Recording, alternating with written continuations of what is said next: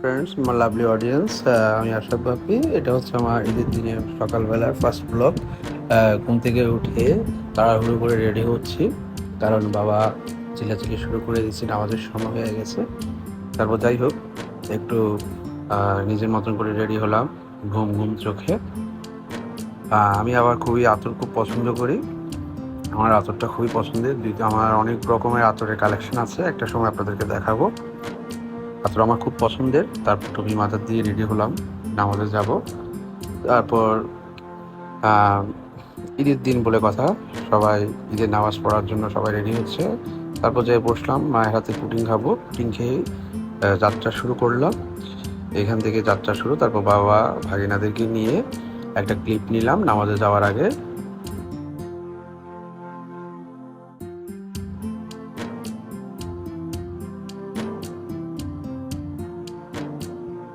আমাদের পরিবার, আমার দুই ভাগিনা, বাবা। আর নামাজ শেষে আসার সময় এক বড় ভাইয়ের সাথে দেখা, এর মাঝে অনেকের সাথে দেখা ছিল, ক্লিপ নিতে পারি নাই। বন্ধুরা ভালো থাকবেন, আবারও দেখা হচ্ছে।